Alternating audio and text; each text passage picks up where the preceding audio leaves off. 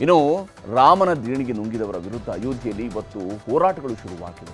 ಇಷ್ಟು ದಿನ ಬಾಯಿ ಮಾತಲ್ಲಿ ಆಕ್ರೋಶ ಹೊರಹಾಕ್ತಿದ್ದಂತಹ ವಕೀಲರು ಇವತ್ತು ಬೀದಿಗಿಳಿದು ಲೂಟಿಕೋರರ ವಿರುದ್ಧ ನೇರ ಸಮರವನ್ನು ಸಾರಿದ್ದಾರೆ. ಅಯೋಧ್ಯೆಯಲ್ಲಿ ಭಕ್ತರ ದೇಣಿಗೆ ನುಂಗಿದಂತಹ ಆರೋಪಿಗಳ ಪರವಾಗಿ ವಾದ ಮಾಡೋದಿಲ್ಲ ಅಂತೇಳಿ ಈಗಾಗಲೇ ವಕೀಲರುಗಳು ನಿರ್ಧಾರವನ್ನು ಕೈಗೊಂಡಿದ್ರು. ಇವತ್ತು ಅದೇ ವಕೀಲರು ಬೀದಿಗಿಳಿದಿದ್ರು. ಅಷ್ಟೇ ಅಲ್ಲ, ರಾಮನ ಹಣ ತಿಂದು ತೇಗಿದವರ ವಿರುದ್ಧ ದೂರು ಕೊಡೋದಕ್ಕೆ ಕೋರ್ಟ್ ಸಂಕೀರ್ಣದಿಂದ ಮೆರವಣಿಗೆಯ ಮೂಲಕವಾಗಿ ಹೋದರು.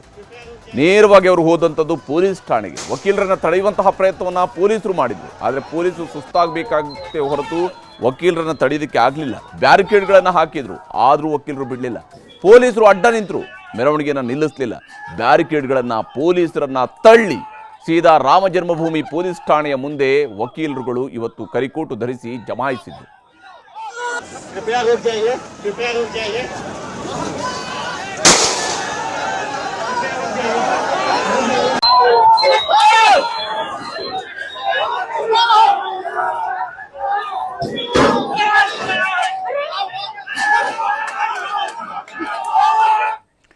ವಕೀಲರು ಹೀಗೆ ಬ್ಯಾರಿಕೇಡ್ಗಳನ್ನು ತಳ್ಳಿ ನುಗ್ತಾ ಇದ್ದಂತೆ ವಕೀಲರ ಆಕ್ರೋಶಕ್ಕೆ ಮಾಡಿದ ಪೊಲೀಸರು ವಕೀಲರ ದೂರನ್ನು ಸ್ವೀಕರಿಸಿದರು. ಆದರೆ ವಕೀಲರ ದೂರಿನಲ್ಲಿದ್ದ ಸಾರಾಂಶಗಳನ್ನು ನೋಡಿ ಪೊಲೀಸರಿಗೆ ಶಾಕ್ ಆಗಿದೆ. ಯಾಕಂದರೆ ಅಯೋಧ್ಯೆಯ ವಕೀಲರು ಕೊಟ್ಟಂತಹ ದೂರಿನಲ್ಲಿ 3 ವಿರುದ್ಧ FIR ಆಗಬೇಕು ಅನ್ನುವಂತಹ ಅಂಶಗಳಿದ್ದು ಅಲ್ಲಿದ್ದಂಥದ್ದು ಶ್ರೀರಾಮ ಜನ್ಮಭೂಮಿ ಟ್ರಸ್ಟ್ನ ಪ್ರಧಾನ ಕಾರ್ಯದರ್ಶಿ ಚಂಪತ್ ರಾಯ್ ಅವರ ವಿರುದ್ಧ 24 ಗಂಟೆ ಒಳಗಡೆ FIR ಆಗಬೇಕು ಅಂತ ಹೇಳಿ ವಕೀಲರು ಆಗ್ರಹಿಸಿದ್ದಾರೆ.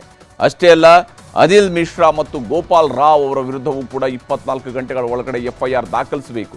ಒಂದು ವೇಳೆ ನೀವು 24 ಗಂಟೆಯೊಳಗೆ FIR ಮಾಡದೇ ಇದ್ರೆ ವಕೀಲರ ಪ್ರತಿಭಟನೆ ದೊಡ್ಡ ಆಂದೋಲನವಾಗಿ ಬದಲಾಗುತ್ತೆ. 24 ಗಂಟೆ ಒಳಗಡೆ FIR ಹಾಕದೇ ಇದ್ರೆ ನಾವು ಹೈಕೋರ್ಟ್ ಅಥವಾ ಸುಪ್ರೀಂ ಕೋರ್ಟ್ವರೆಗೂ ಕೂಡ ಹೋಗೋದಕ್ಕೆ ರೆಡಿ ಇದ್ದೀವಿ ಅಂತ ಹೇಳಿ ವಕೀಲರು ಬರ್ತಿದ್ರು. ವಕೀಲರ ಮನವಿಯನ್ನು ಸ್ವೀಕರಿಸುವಂತಹ ಪೊಲೀಸರು ಹಳದಿ ಬಣ್ಣದ ರಶೀದಿಯಲ್ಲಿ ದೂರು ಸ್ವೀಕರಿಸಲಾಗಿದೆ ಅಂತ ಒಂದು ಚೀಟಿಯನ್ನು ಬರ್ಕೊಟ್ಟು ಸಮಾಧಾನ ಹೇಳಿ ಕಳಿಸ್ಕೊಟ್ಟಿದ್ದಾರೆ. प्रार्थना पत्र लाके यहाँ पर दिया। प्रार्थना पत्र लेने के बाद इन्होंने एक पीली पर्ची हमको दिया कि आपकी FIR यहाँ पर ले ली गई है, तहरीर ले ली गई है। विधिक राय लेने के बाद ही हम कोई आगे कार्रवाई करेंगे। तो हम लोग भी वेट कर रहे हैं, भाई ठीक है, नहीं होगा तो आगे बहुत से रास्ते हम लोग के पास है, कोर्ट है, हाई कोर्ट है, सुप्रीम कोर्ट है, लेकिन यहाँ तक नौबत नहीं आएगी, FIR दर्ज कर लेंगे। ಒಂದ್ ಕಡೆ ಚಂಪತ್ ರಾಯ್ ಸೇರಿ ಟ್ರಸ್ಟ್ಗಳನ್ನು ಬಂಧಿಸಬೇಕು ಅಂತ ವಕೀಲರು ಆಗ್ರಹಿಸ್ತಾ ಇದ್ದಾರೆ. ಇನ್ನೊಂದು ಕಡೆ ಅಯೋಧ್ಯೆ ರಾಮನ ಕಾಣಿಕೆ ಹಣವನ್ನು ತಿಂದು ತೇಗಿದ ಆರೋಪಿಗಳ ಜಲ್ಮಂಜಾಲಾಡುವಂತಹ ಕೆಲಸವನ್ನು SIT ಅಧಿಕಾರಿಗಳು ಕೂಡ ಮಾಡ್ತಾ ಇದ್ದಾರೆ.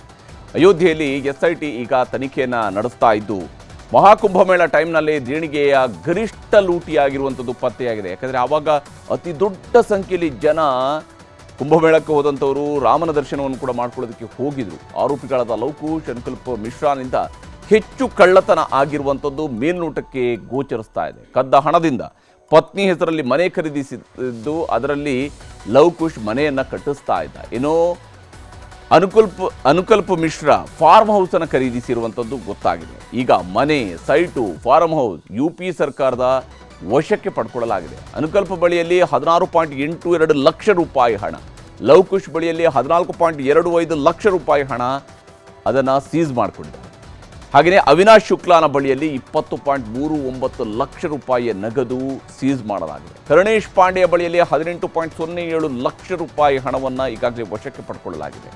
ರಾಮಶಂಕರ್ ಮಿಶ್ರಾನ ಬಳಿಯಿಂದ 7.32 ಲಕ್ಷ ರೂಪಾಯಿ ಹಣವನ್ನು ಸೀಸ್ ಮಾಡಲಾಗಿದೆ. ನೋಡಿ, ಎಲ್ಲರೂ ಕೂಡ ಲಕ್ಷಾಧಿಪತಿಗಳೇ, ಇಲ್ಲಿ ಯಾರೂ ಕೂಡ ಏನು ಕಡಿಮೆ ಇಲ್ಲ ಇವರು.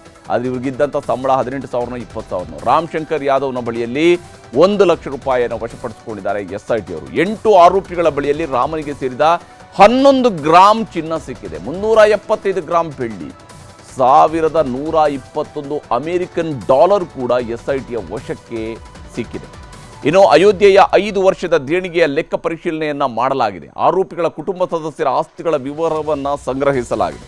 ರಾಮ ಜನ್ಮಭೂಮಿ ಟ್ರಸ್ಟ್ನ 15 ಸದಸ್ಯರ ಆಸ್ತಿ ವಿವರಗಳನ್ನು ಕೂಡ ಇದೇ ಸಂದರ್ಭದಲ್ಲಿ ಸಂಗ್ರಹಿಸುವಂತಹ ಕೆಲಸವನ್ನು ಮಾಡಲಾಗಿದೆ. ಇಷ್ಟೆಲ್ಲ ತನಿಖೆ ಮಾಡಿರುವಂತಹ SIT ಯಾವ ಕ್ಷಣದಲ್ಲಾದರೂ ಚಂಪತ್ ರಾಯ್ ಅವರನ್ನ ಬಂಧಿಸುವಂತಹ ಸಾಧ್ಯತೆ ಇದೆ ಅಂತ ಹೇಳಲಾಗ್ತಾ ಇದೆ. ಇನ್ನೊಂದು ಕಡೆ ಆರೋಪಿಗಳ ಅಕ್ರಮ ಆಸ್ತಿಯ ಮೇಲೆ ಯೋಗಿ ಸರ್ಕಾರ ಬುಲ್ಡೋಸರ್ ಪ್ರಯೋಗಿಸುತ್ತಾ, ಯಾಕಂದ್ರೆ ಬೇರೆ ಬೇರೆ ಸಂದರ್ಭಗಳಲ್ಲಿ ಬುಲ್ಡೋಸರ್ ಪ್ರಯೋಗಿಸ್ತಾ ಇರ್ತಾರೆ ಉತ್ತರ ಪ್ರದೇಶದಲ್ಲಿ, ಈಗ ಇಲ್ಲೂ ಕೂಡ ಪ್ರಯೋಗಿಸ್ತಾರಾ ಅನ್ನುವಂತಹ ಚರ್ಚೆಗಳು ನಡೀತಾ ಇದೆ.